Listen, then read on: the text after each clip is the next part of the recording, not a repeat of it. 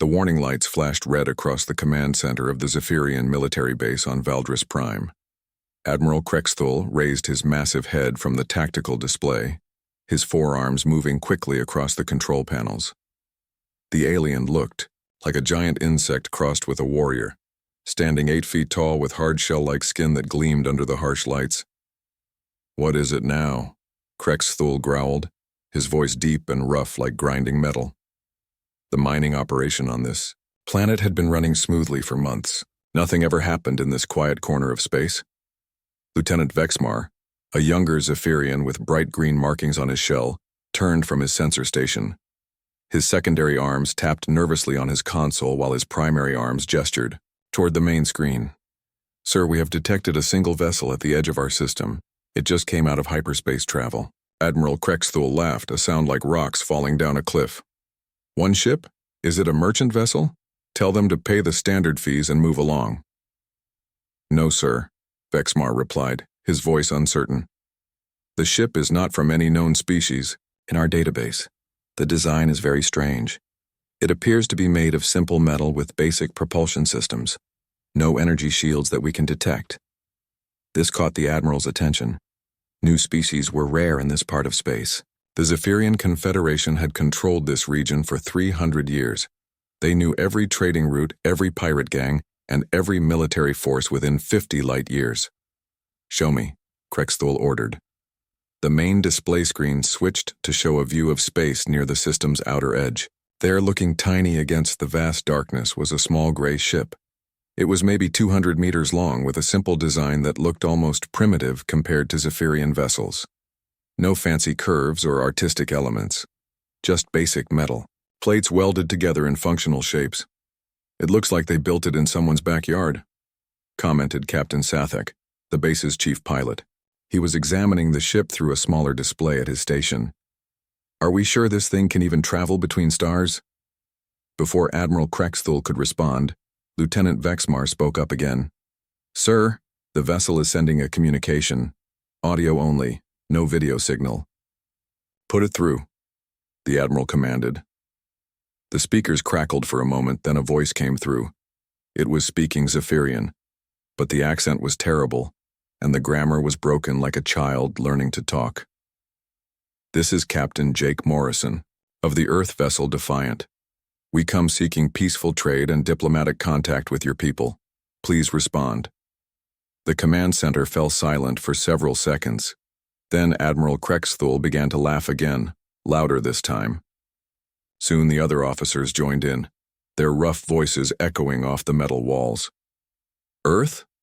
Krexthul said between laughs. "Never heard of it. And listen to how they speak our language, like babies learning their first words." Captain Sathek wiped moisture from his compound eyes. "They want to trade? Look at that ship. What could they possibly have that we would want?" Lieutenant Vexmar was still studying his sensors. "Sir, I am getting more detailed readings now. The ship has a crew of only 5 beings. Their technology appears to be at least 200 years behind ours. I cannot even detect proper life support systems." Admiral Krexthul stood up to his full impressive height, his forearms spread wide as he considered the situation. This was the most interesting thing that had happened in months. The mining operation was boring work and his soldiers were getting restless. A little entertainment might be good for morale. "Open a channel," he ordered. "Channel open, sir." Krexthul's voice boomed through the communication system. "Unknown vessel. This is Admiral Krexthul of the Zephyrian Confederation. You have entered our territory without permission. State your business immediately." The response came back quickly, still in that broken Zephyrian language. "Admiral, we did not know this space was claimed. We are explorers from a planet called Earth. We have traveled very far to meet new friends and establish trade relationships. We mean no harm to anyone." "Friends?" Krexthul looked around at his officers, who were all grinning now. "You hear that? They want to be friends." He leaned forward toward the communication panel. "Little Earthship, you are in violation of Confederation space law. You will surrender your vessel immediately and prepare for boarding. Your crew will be questioned about your intentions and your homeworld." There was a longer pause this time before the human voice responded. When it came back, it sounded different somehow. Still polite, but with something else underneath. Admiral, we would prefer to handle this diplomatically. We are not criminals or invaders.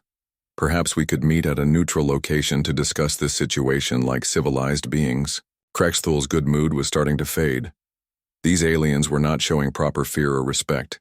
Did they not understand who they were dealing with? You are in no position to make demands, Earthship. You will comply immediately or face the consequences. Captain Sathek was studying the tactical display with interest. Sir, should I launch a patrol squadron to collect them? This might be more fun if we let them run first. Admiral Krexthul considered this. His soldiers did need some practice, and chasing down one small ship would be good training. Plus, it would teach these humans a lesson about Zephyrian superiority. Excellent idea, Captain. Take 6 ships and bring me these Earth beings. Try not to damage their vessel too much. I want to examine their primitive technology.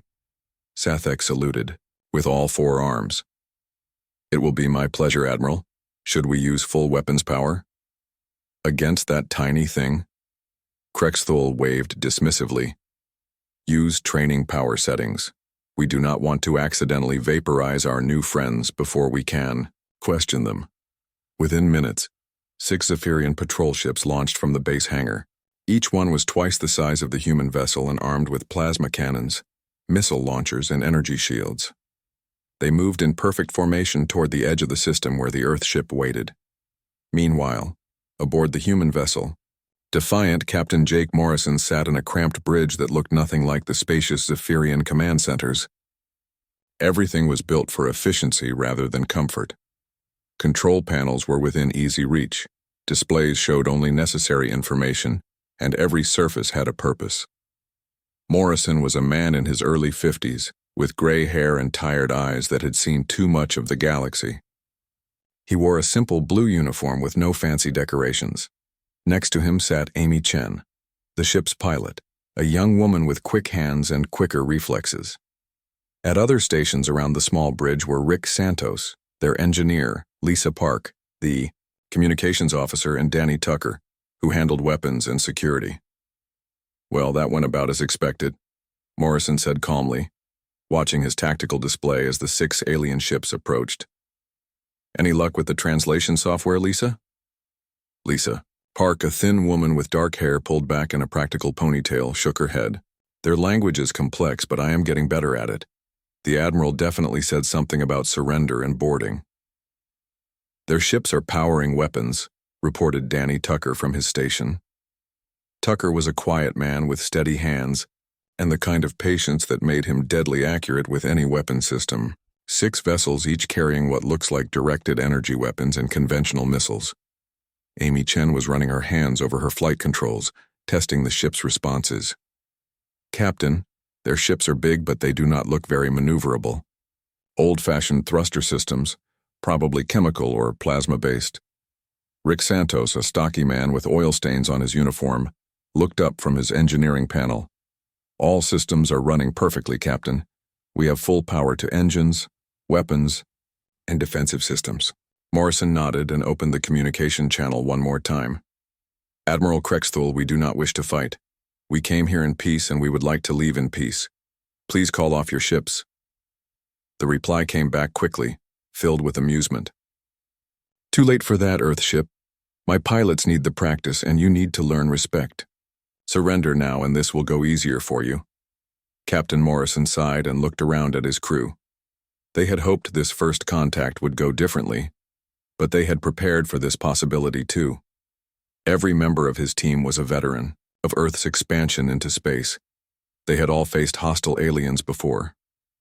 Amy, take us to alert status, Morrison ordered quietly. Rick, bring all systems online. Danny, prepare defensive measures. Lisa, start recording everything for the report. The Defiant's hull began to change.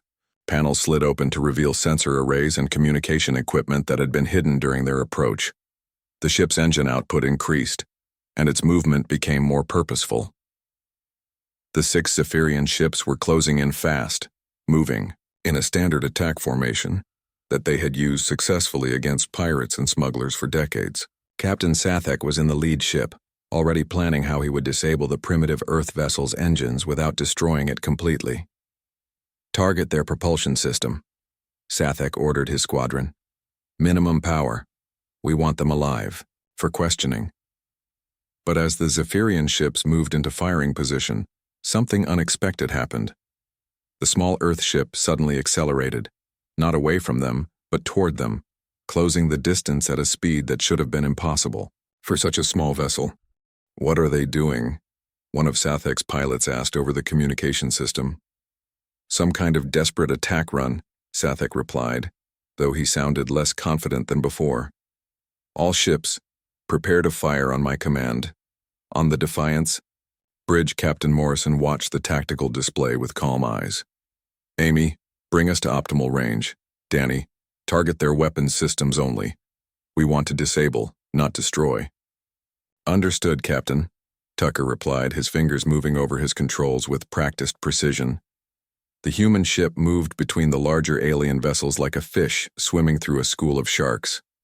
Its course seemed random at first, but each movement was calculated to confuse the enemy's targeting systems while setting up perfect firing solutions for its own weapons. "Now," Morrison said quietly, "what happened next would be talked about in Zephyrian military academies for years to come." The small Earth ship revealed weapon systems that had been completely hidden during the approach. Railguns extended from concealed ports, missile launchers deployed from the ship's belly, and energy weapons appeared where there had been nothing but smooth hull plating before. But it was not just the presence of weapons that shocked the Zephyrian pilots. It was the precision with which they were used. In less than 30 seconds, 4 of the 6 patrol ships found their weapons disabled and their engines damaged, not destroyed completely, but crippled enough that they could not continue fighting or pursue the human ship. The remaining 2 Zephyrian vessels, including Sathek's command ship, retreated quickly, broadcasting emergency signals back to the base. Captain Morrison's voice came over the communication system again, still calm and polite. "Admiral Krexthul, we have disabled 4 of your ships but left their life support systems intact. Their crews are safe. We did this to show that we do not wish to kill anyone, but we will defend ourselves if attacked. Can we please discuss this situation peacefully now?" Back on Valdris Prime, Admiral Krexthul stared at his tactical display in complete disbelief. A single small ship with primitive technology had just defeated 2/3 of a patrol squadron in half a minute. His best pilots were retreating in panic, and the enemy had shown both overwhelming capability and disturbing restraint.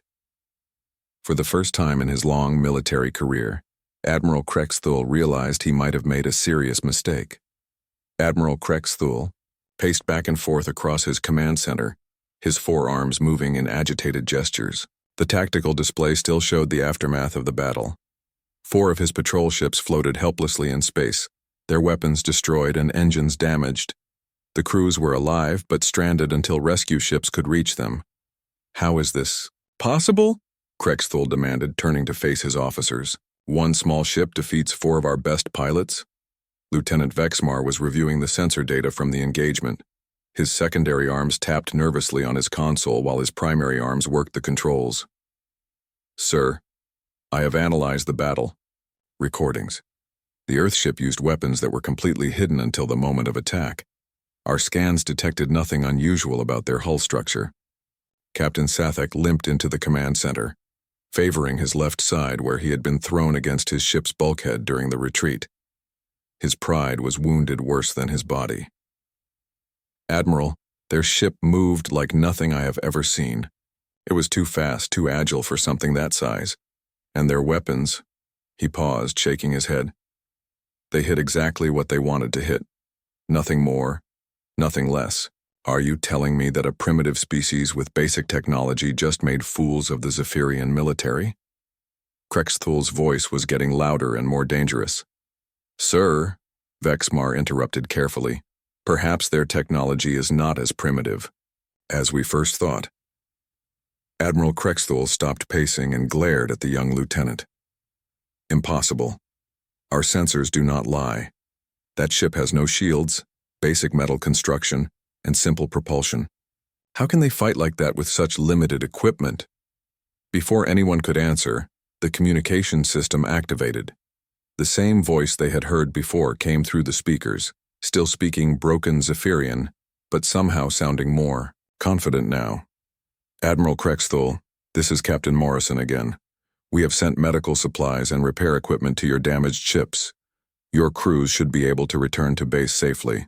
We would still like to talk with you about peaceful relations between our peoples. The Zephyrian officers looked at each other in confusion. The humans had just won a battle, but they were offering help to their enemies?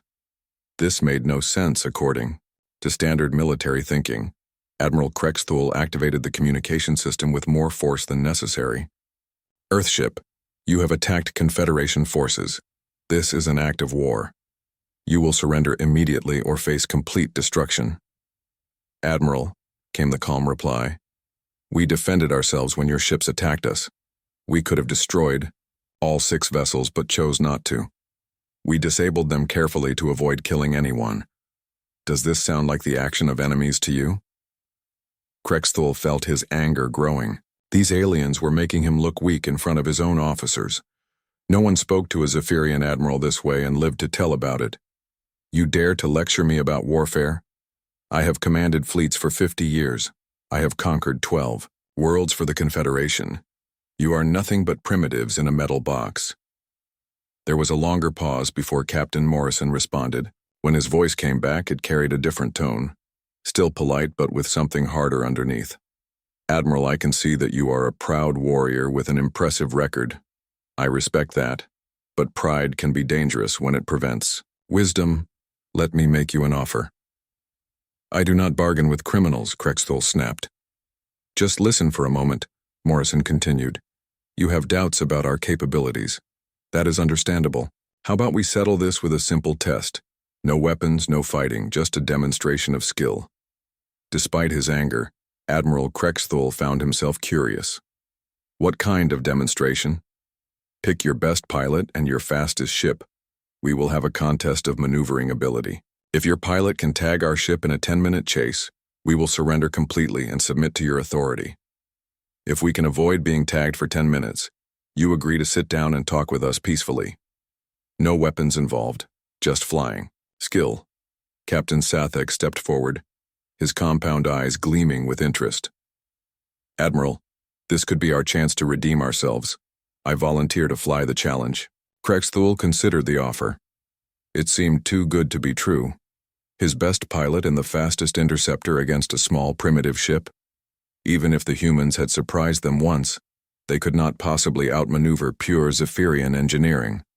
What are the rules of this contest? He asked. Simple, Morrison replied. Your pilot tries to get close enough to our ship to activate a targeting lock. We try to avoid being locked onto. 10 minutes, no weapons fire from either side. We can use the asteroid field near the 4th planet if you want obstacles to make it more interesting. Lieutenant Vexmar was checking his tactical displays. Sir, the asteroid field would actually favor us. Our ships are designed for that kind of environment. The human ship looks too big and clumsy to maneuver well among the rocks. Admiral Krexthul made his decision. Very well, Earthship. We accept your challenge. Captain Sathek will fly for us in our fastest interceptor. If he tags you, you surrender. If not, we will consider talking. Thank you, Admiral. This is a wise choice. We will meet you at the edge of the asteroid field in 1 hour. As the communication ended, Captain Sathek was already heading for the hangar bay. His wounded pride demanded satisfaction, and this was his chance to prove that Zephyrian pilots were still the best in the galaxy. The Zephyrian Interceptor was a beautiful machine, built for speed and agility. Only 30 meters long, but packed with the most advanced engines and maneuvering systems in the Confederation fleet. Sathek had been flying ships like this for 20 years and knew every trick they could perform. An hour later, both ships met at the designated location. The asteroid field stretched out before them, a maze of spinning rocks ranging from the size of buildings to entire mountains. It was a dangerous place that required exceptional skill to navigate safely. Admiral Krexthul watched from his command center as the 2 ships took position. Begin the contest. he announced over the communication system.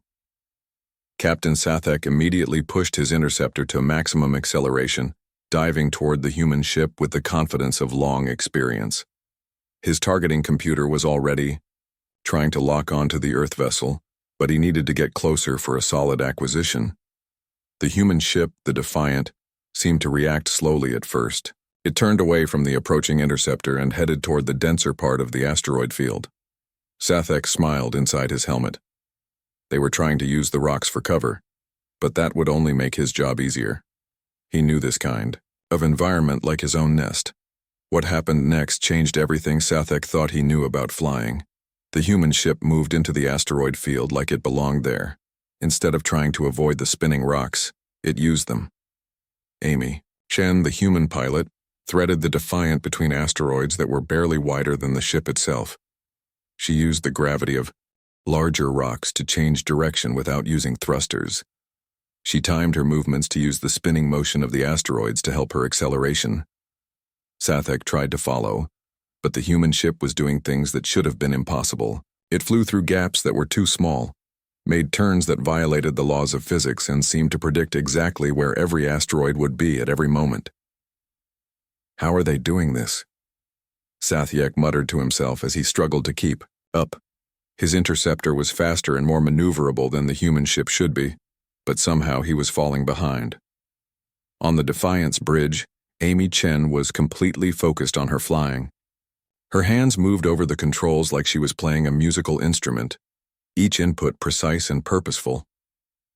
She had trained for situations like this since she was a teenager, learning to fly in the dangerous asteroid fields around Earth's colonies. "Rick, I need more power to the maneuvering thrusters," she called out without taking her eyes off the display. Rick Santos was already working on his engineering console. "You have got it, Amy. Rerouting power from non-essential systems now, the B." Ship's performance improved immediately. Chen used the extra power to execute a maneuver that made the Zephyrian pilot's eyes widen in disbelief. The Defiant flew straight toward a massive spinning asteroid, then at the last moment used its thrusters to flip completely around and fly backward while still moving forward.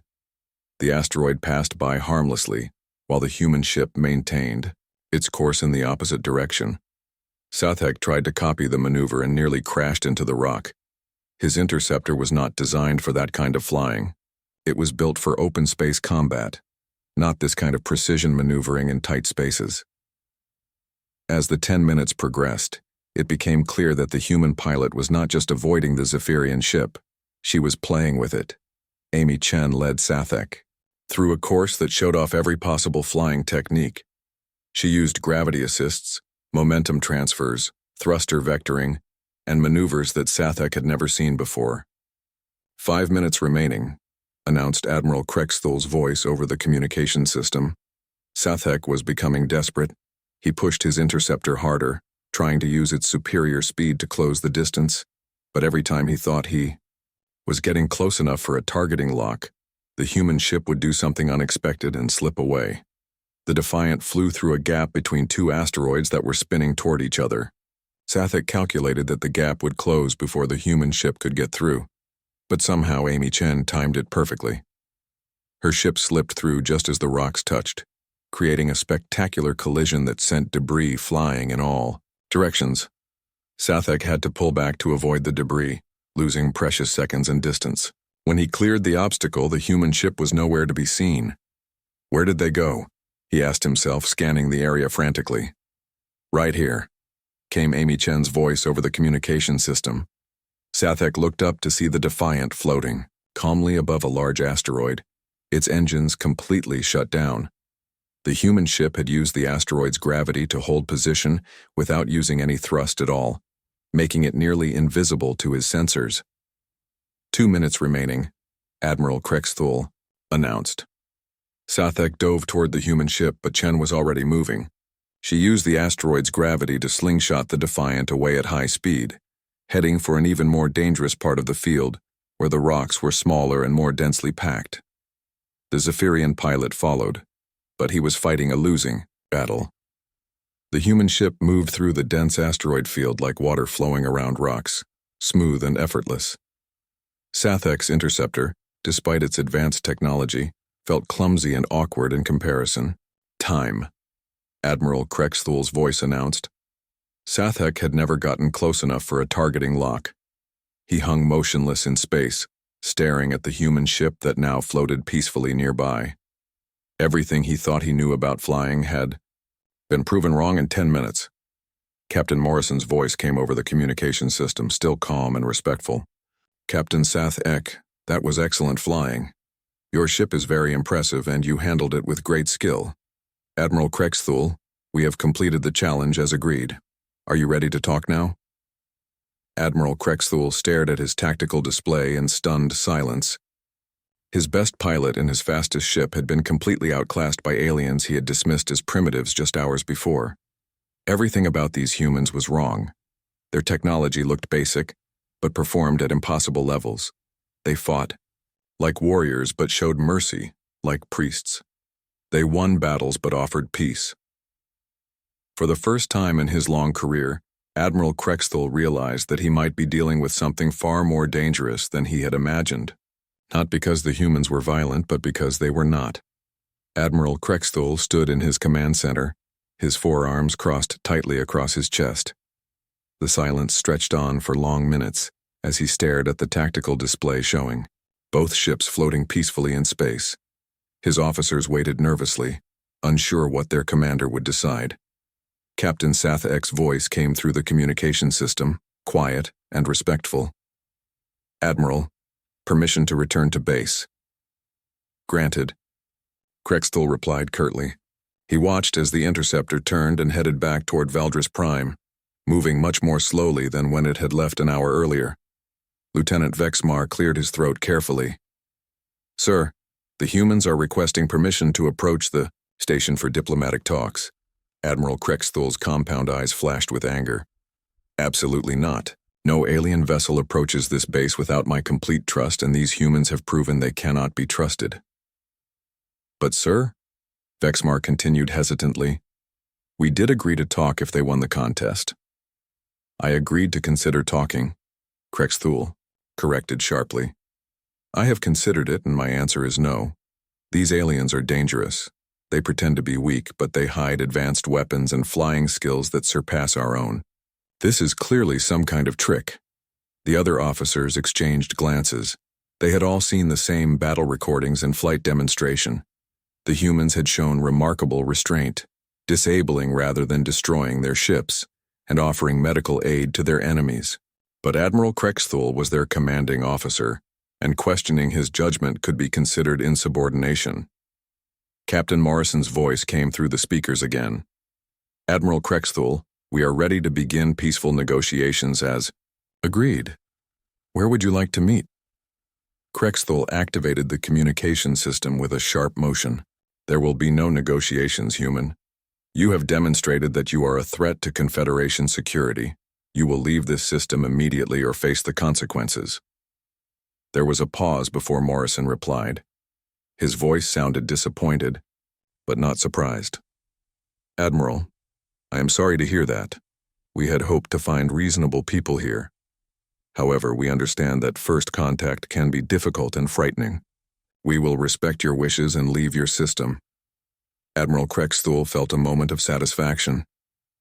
Finally, these arrogant aliens were showing proper respect for Zephyrian authority. Good. You have 1 hour to clear our territory. We will need a little more time than that, Morrison replied.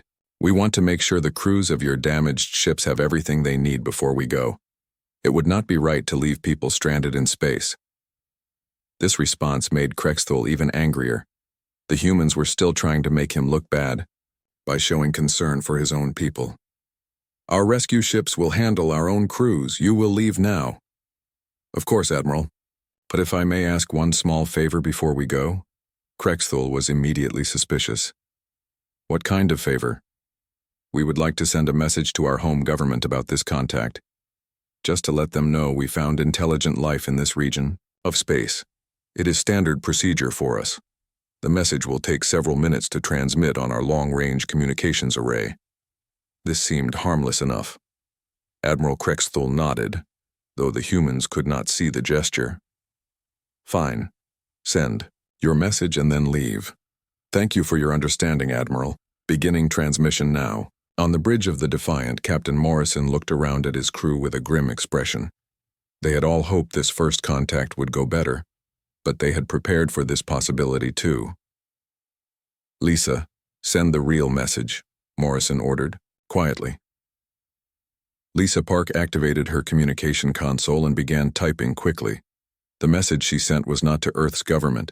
It was to a much closer destination, using a frequency and encryption that the Zephyrians would not recognize. Sierra, base, this is Defiant Actual. Package delivered successfully. First contact with local species attempted but failed. Species shows aggressive tendencies and unwillingness to engage in peaceful dialogue. Recommend immediate implementation of Protocol 7. Situation requires containment measures. The message was short, coded, and sent on a tight beam transmission that would reach its destination in less than an hour. To anyone watching, it looked like a routine report to a distant homeworld. In reality, it was a call for help that would change everything. Admiral Krexthul watched his sensors as the human ship powered up its communication array and sent a long transmission toward empty space. The signal was aimed in the direction of a star system about 50 light-years away, which made sense if that was where these Earth people came from. Message transmission complete, Captain Morrison announced. We will begin our departure now. Thank you for your time, Admiral Krexthul. Perhaps we will meet again under better circumstances. The Defiant began, moving away from Valdris Prime, heading back toward the edge of the system where it had first appeared. Admiral Krexthul watched it go with mixed feelings. Part of him was relieved to see the troublesome aliens leaving. But another part of him worried that he was making a mistake. Sir, Lieutenant Vexmar said quietly, what if they return with more ships? Let them come, Krexthul replied firmly. If they want to fight, the Confederation will give them one. They will never forget. Send a message to High Command. Tell them about this contact and request additional ships for system defense. Yes, sir. What should I tell them about the human capabilities? Admiral Krexthul hesitated. How could he explain that a single primitive ship had defeated 4 of his best pilots and outflown his top ace? How could he describe weapons that appeared from nowhere and flying skills that defied understanding? Tell them the humans have some advanced technology hidden in primitive-looking ships. Tell them they are deceptive and dangerous. Request a full battle group for system defense. Over the next few hours, Admiral Krexthul worked to rebuild his defenses and restore his confidence. He called in every available ship from patrol duties around the mining operation. He activated the orbital defense platforms that had been in the standby mode. He even requested emergency reinforcements from the nearest Confederation fleet base. By the end of the day, Valdris Prime was defended by 12 heavy cruisers, 36 fighter craft, and his own flagship, the massive Dreadnought. Talon of Supremacy, the orbital platforms added another layer of protection with their heavy plasma cannons and missile batteries. Sir, Captain Sathek reported, all ships are in position. We have established a defensive perimeter around the planet and mining facilities. If the humans return, we will be ready for them. Admiral Krexthul nodded approvingly. This was more like it. This was the kind of massive display of force that made other species think twice about challenging Zephyrian authority. Let the humans come back now and see what real military power looked like. Excellent work, Captain. Maintain full alert status. I want to know the moment anything enters this system. But as the hours passed, nothing happened. The human ship had disappeared beyond sensor range, and space around Valdris Prime remained quiet. Some of the junior officers began to whisper that maybe the Admiral had overreacted. Maybe the humans really had just left and would not be coming. Back Admiral Krexthul was beginning to think the same thing when Lieutenant Vexmar suddenly straightened at his sensor station. Sir, I am detecting a hyperspace signature at the edge of the system. Something big is coming through. Krexthul moved quickly to the main tactical display. How big? 1 ship? 2 ships? Vexmar was working frantically at his controls, trying to get a clear reading on the incoming vessels. Sir, the signature is very large, much larger than anything we have on record. The main display lit up as the sensor data came through. At the edge of the Valdris system, Space was tearing open as something massive emerged from hyperspace. But it was not one ship, or even 10 ships. It was an entire fleet. 100 human vessels dropped out of hyperspace in perfect formation, arranged in a pattern that spoke of military precision and overwhelming force. But these were not the small, primitive ships that Admiral Krexthul had expected. These were massive vessels, each one larger than his own dreadnought. Impossible, Krexthul whispered, staring at the display in shock. Where did they come from? How did they get here so fast? The fleet included ships of every type imaginable. Colony vessels that could carry thousands of people. Hospital ships equipped with advanced medical facilities. Engineering ships designed to build stations and repair damaged vessels. Transport, ships loaded with supplies and equipment. And scattered throughout the formation, sleek warships that made Zephyrian military vessels look like ancient relics. Captain Sathek was studying the tactical readings with growing alarm. Admiral, each of those ships is showing the same kind of hidden weapon signatures we detected on the small vessel, but multiplied by 100. This is impossible, Krexthul repeated. Our intelligence reports show no major civilizations in that direction. Where did they come from? Before anyone could answer, the communication system activated. But this time it was not Captain Morrison's voice that came through the speakers. This was a woman's voice, speaking perfect Zephyrian with no accent or grammatical errors. Admiral Krexthul, this is Admiral Helen Brooks of the Earth Colonial Alliance 3rd Fleet. I understand you have been having some difficulties with our diplomatic vessel. Admiral Krexthul found his voice after several moments of stunned silence. Your fleet. How did you get here so quickly? We were already in the area, Admiral. Captain Morrison's ship was not exploring alone. It was the advanced scout for a much larger operation. We have been monitoring your system for some time, waiting to see how first contact would proceed. The implications of this statement hit Krexthul like a physical blow. The humans had been watching them. The small ship had not been a desperate explorer from a distant world. It had been bait in a trap that he had walked into completely blind. What do you want? He demanded, his voice shaking with rage and fear. Admiral Brooks' reply was calm and professional. The same thing Captain Morrison wanted, Admiral. Peaceful contact and diplomatic relations. The only difference is that now we are asking from a position of strength rather than vulnerability. Admiral Krexthul looked around his command center at his officers, all of whom were staring at the tactical display in shock. His defensive fleet of 12 cruisers and 36 fighters suddenly looked very small compared to the 100 massive ships that had just appeared. You planned this, he accused. This whole thing was a setup. Not exactly, Admiral Brooks replied. We hoped for peaceful contact.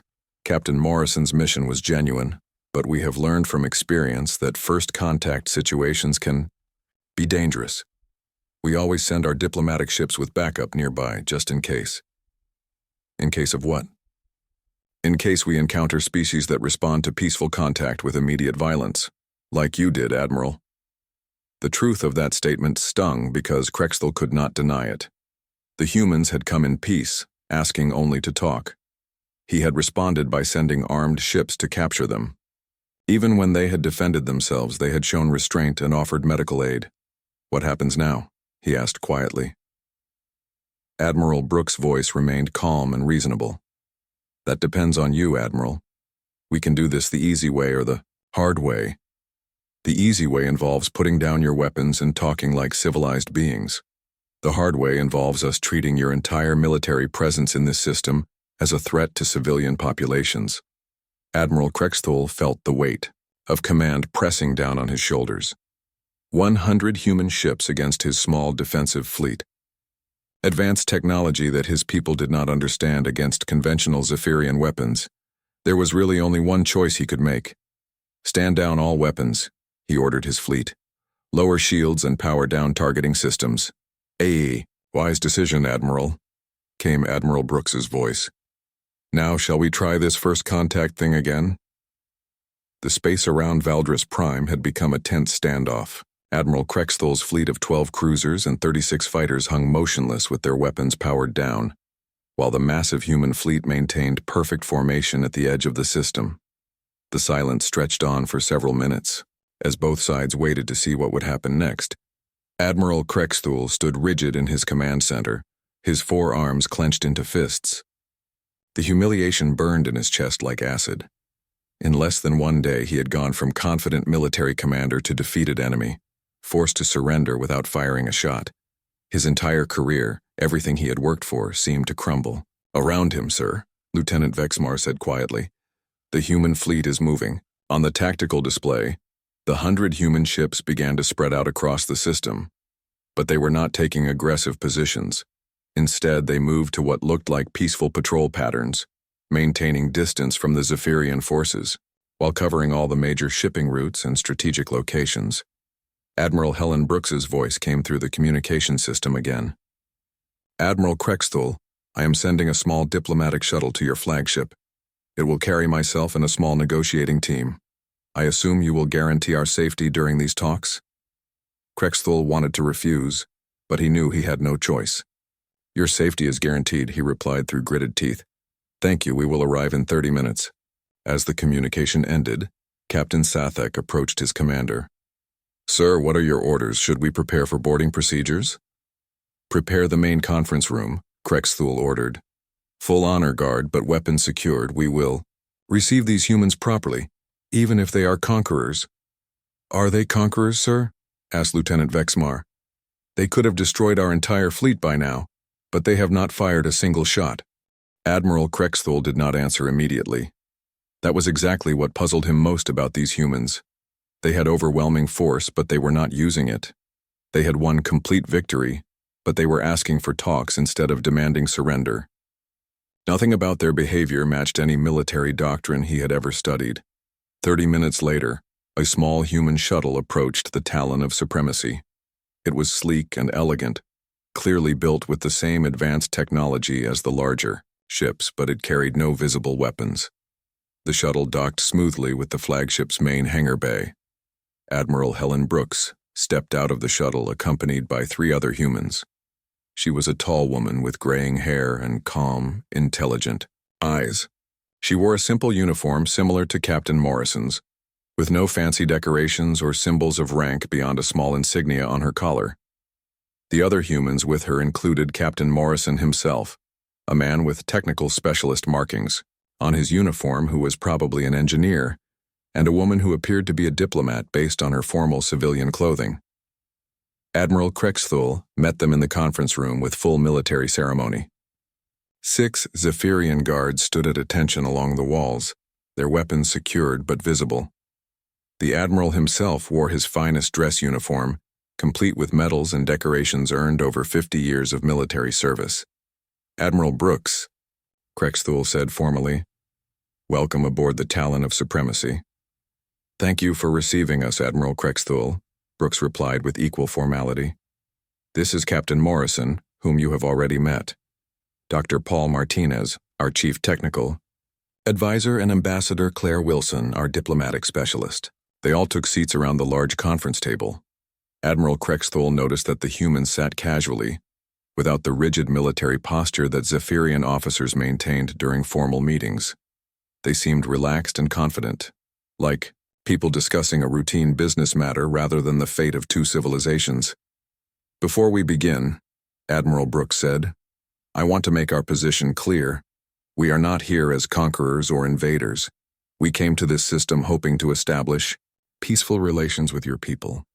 That offer still stands despite the unfortunate events of the past day." Admiral Krexthul felt his anger rising again. "Unfortunate events? You deceived us. You sent a single ship pretending to be weak explorers while hiding a massive fleet nearby. How is this not an invasion?" Dr. Martinez leaned forward slightly. "Admiral, may I ask how your people typically handle first contact with new species?" The question caught Krexthul off guard. "What do you mean?" "When the Zephyrian Confederation encounters a new intelligent species for the first time, what is your standard procedure?" Krexthul shifted uncomfortably in his seat. The honest answer was that the Confederation usually demanded immediate submission from new species, followed by annexation of their territory and resources. But he could not say that in front of these humans. We evaluate each situation individually, he said carefully. Ambassador Wilson smiled gently. Admiral, we are not here to judge your past actions. We have studied your civilization from a distance, and we understand that the Zephyrian Confederation has expanded through military conquest for several centuries. This is not unusual among spacefaring species. Then why do you object to our methods? Krexthul demanded. Captain Morrison answered this time. Because we learned a long time ago that conquest is not the most efficient way to build a lasting civilization. When you conquer other species, you create enemies who will fight you forever. When you make allies, you create partners who will help you grow stronger. Allies? Krexthul laughed bitterly. You show up with 100 warships and call it alliance? Admiral, Brooks nodded seriously. I understand your confusion, Admiral. Let me explain how humanity approaches first contact. We always send a single ship first, crewed by volunteers who understand the risks. This ship attempts peaceful contact and offers trade and cooperation. And if the new species attacks your ship, then we know what kind of species we are dealing with, Brooks replied calmly. If they are reasonable beings who made a mistake out of fear or misunderstanding, we try to work with them. If they are aggressive predators who see peaceful contact as weakness to be exploited, we take appropriate measures. Dr. Martinez activated a small device that projected a holographic star map above the conference table. The map showed dozens of star systems in the local region of space, with different colored markings for each one. This shows the result of our first contact efforts over the past 50 years, Martinez explained. The green systems represent species that chose cooperation. They now benefit from human technology, protection, and trade agreements. Their people live longer, healthier lives than ever before. Admiral Krexthul studied the map. Most of the I systems were marked in green, indicating successful peaceful contact, but some were marked in red. What about the red systems? He asked. Those represent species that chose violence, Ambassador Wilson said sadly. Species that saw peaceful contact as an opportunity to attack and conquer what they thought was a weak enemy. What happened to them? Captain Morrison's expression became grim. They learned that peaceful does not mean weak, Admiral. Some of them learned quickly and are now marked in yellow, indicating reformed societies that have chosen to join the galactic community properly. Others, he pointed to several red systems. Others continued to choose violence until they were no longer a threat to anyone. The implications of this statement sent a chill through Admiral Krexthul's body. These humans were not just advanced warriors. They were systematic, methodical, and apparently very experienced at dealing with hostile species. You are saying you have fought entire civilizations? He asked quietly. Only when they gave us no choice, Admiral Brooks replied. We prefer cooperation, Admiral. It is better for everyone involved. But we have learned that some species will only respect strength, and a few are so aggressive that they cannot be allowed to continue threatening peaceful peoples. Dr. Martinez manipulated the star map to show more detail about the local region. For example, the hegemony of Vega. They were a militant empire, much like your confederation, but more extreme. When we made peaceful contact, they immediately declared war and launched attacks on our colonies. What happened to them? They do not exist anymore, Martinez said simply. After they refused multiple opportunities for peace, we dismantled their entire military structure and redistributed their territory among the species they had been oppressing.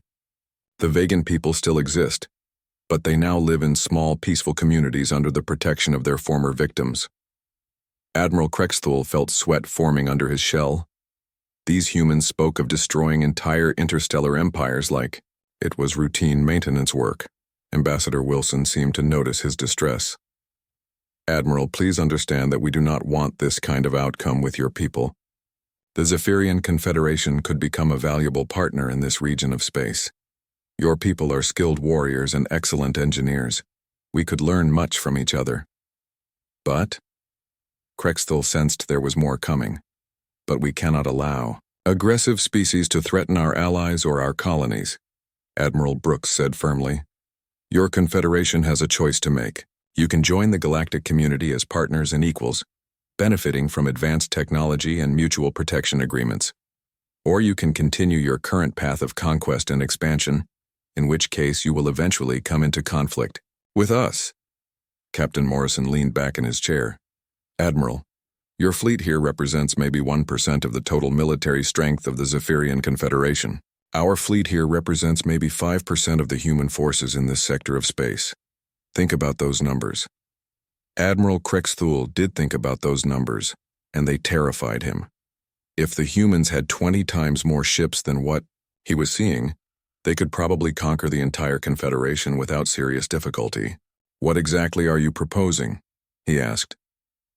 Dr. Martinez smiled and activated another holographic display. This one showed technical specifications for advanced technology systems that made Zephyrian equipment look primitive by comparison. Medicine that could extend Zephyrian lifespans by centuries. Energy systems that would make your current power sources obsolete.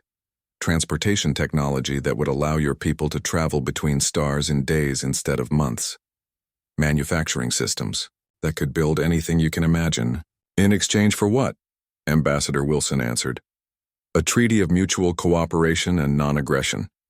Your Confederation would agree to stop conquering other species and instead focus on peaceful expansion and development. In return, we would share technology, provide protection against external threats, and help you establish trade relationships with other peaceful species. And if we refuse? Admiral Brooks' expression became very serious. Then we would be forced to treat the Zephyrian Confederation as a threat to galactic peace. We would contain your expansion, protect your potential victims, and eventually force you to change your ways through more direct methods. The conference room fell silent as Admiral Krexthul considered his options. He was a warrior who had spent his entire life believing that strength came from conquest and domination. But these humans were showing him a different kind of strength. They had the power to destroy his entire civilization, but they were offering partnership instead. I would need to consult with the High Command, he said finally. Of course, Admiral, Brooks agreed. This is not a decision to be made lightly. But Admiral, I hope you will consider this carefully. Your people have great potential. They could become leaders in the galactic community instead of isolated conquerors fighting endless wars. As the meeting ended, and the humans prepared to return to their shuttle, Admiral Krexthul felt like his entire worldview had been turned upside down. For the first time in his life, he was beginning to understand that there might be better ways to use strength than simply crushing your enemies. The humans were not just superior warriors. They were superior thinkers, and that made them far more dangerous than any enemy the Confederation had ever faced. 3 months had passed since the human fleet arrived at Valdris Prime. Admiral Krexthul stood in his command center, but everything around him had changed. Where once there had been only military displays showing weapon positions and patrol routes, now there were screens showing trade statistics, diplomatic communications, and joint research projects. The transformation had not been easy. When Krexthul first presented the human proposal to the Confederation High Command, the response had been immediate and violent. Half the council wanted to declare total war on humanity. The other half wanted to surrender completely and accept whatever terms the humans offered. But Krexthul had learned something important during his months of working with the humans. They did not want either extreme response. They wanted partners, not slaves or enemies. The breakthrough had come when the hegemony of Altair, longtime enemies of the Confederation, launched a surprise attack on the outer colonies. For 200 years, the Altarians had raided Zephyrian territory, stealing resources and enslaving civilians. The Confederation military had never been strong enough to stop them completely. But when the Altarian fleet arrived at the Kepler system, expecting to find defenseless Zephyrian miners, they found something very different. A combined human Zephyrian patrol was waiting for them, and the battle that followed lasted exactly 17 minutes.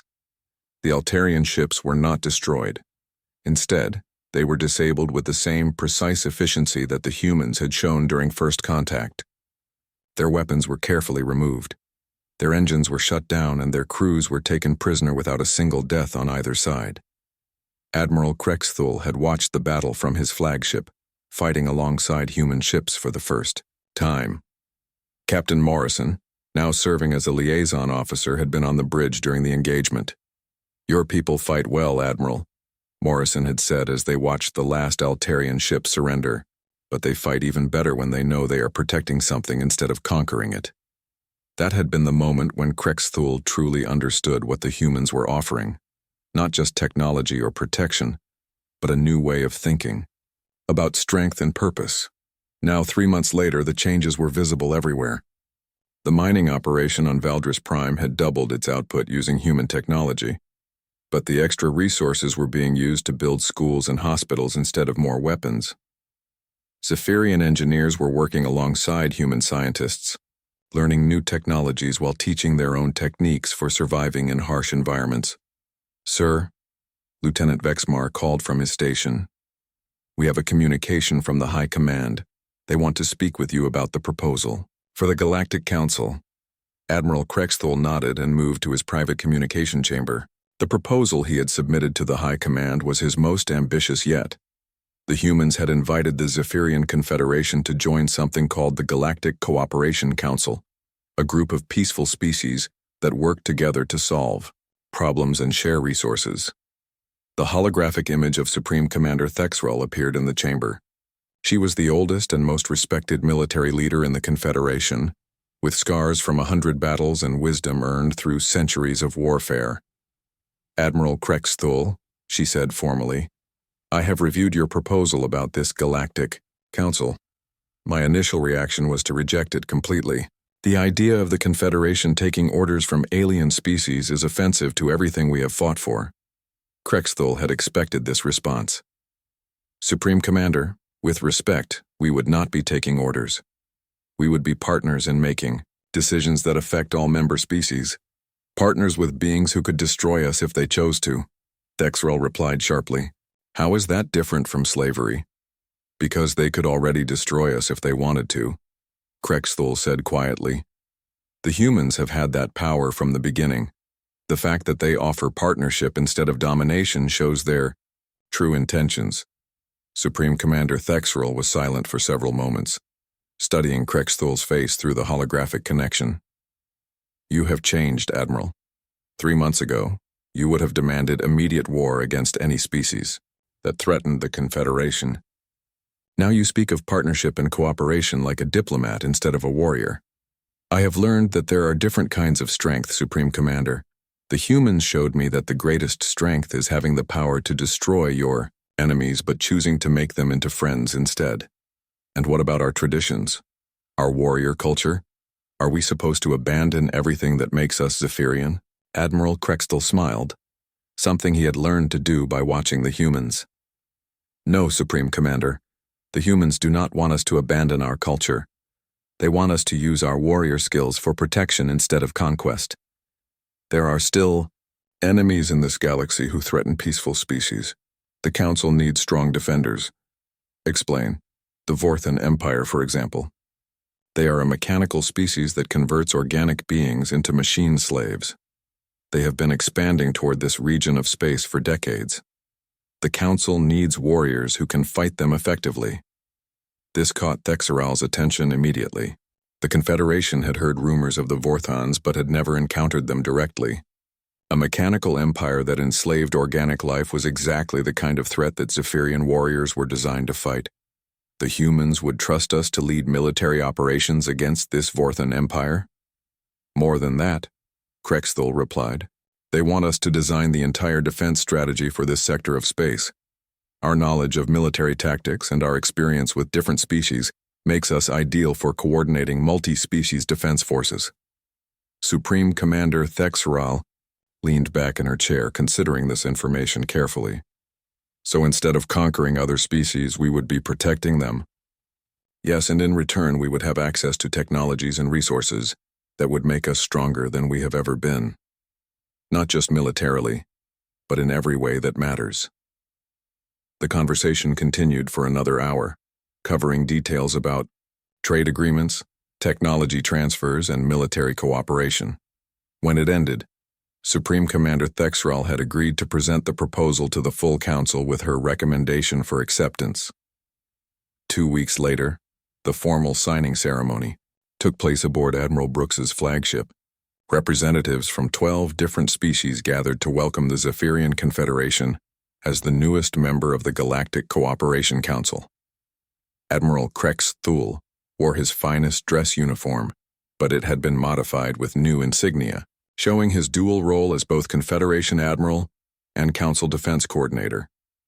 Standing beside him were Captain Morrison and the other humans who had become friends rather than conquerors. "Admiral," Captain Morrison said quietly as they watched the formal documents being signed, "I have to admit, 3 months ago I was not sure this would work. Your people have a reputation as fierce warriors who never compromise." "We are still fierce warriors," Krexthul replied with amusement. "We have simply found better things to fight for." The ceremony concluded with Admiral Brooks making a formal announcement to the assembled representatives. With the addition of the Zephyrian Confederation, the Council now includes over 200 species across 47 star systems. Together, we represent the largest peaceful alliance in known galactic history.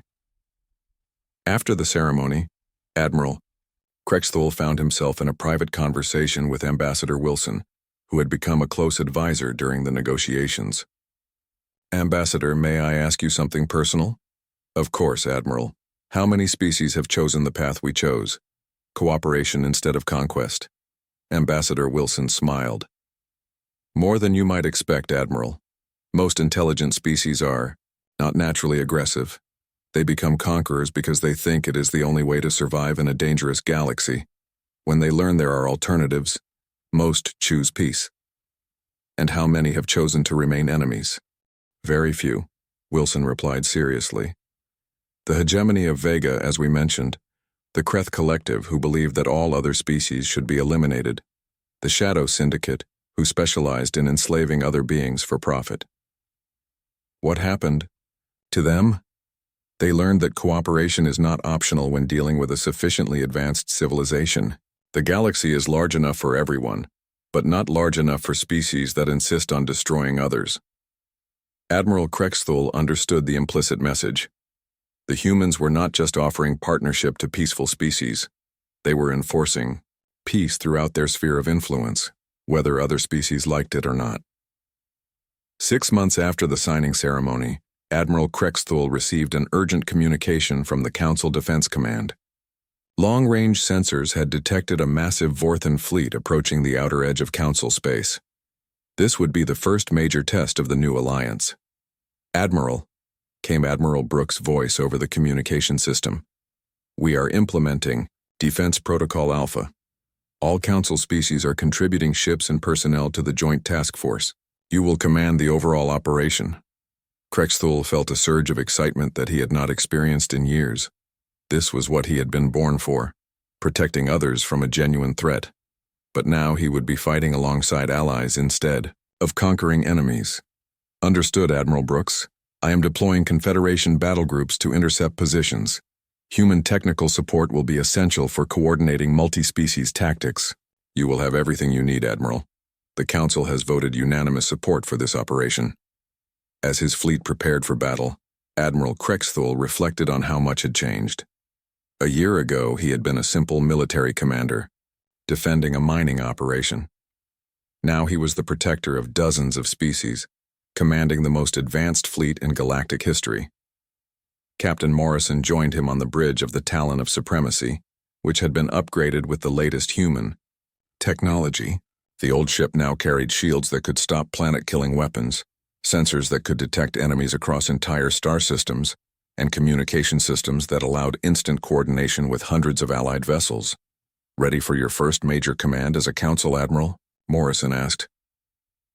Krexthul looked at the tactical display showing the approaching Vorthan fleet. They outnumbered the Council forces by 3-1, but they had no idea what they were facing. The mechanical species had probably never encountered a truly coordinated defense by multiple advanced civilizations. "Captain Morrison," Krexthul said formally, 3 months ago you asked me if one ship from Earth was enough. I did not understand the question then. And now, Now I understand that it was never about the number of ships. It was about what those ships represented. One ship was enough because it carried the promise of something better than endless war. Captain Morrison smiled.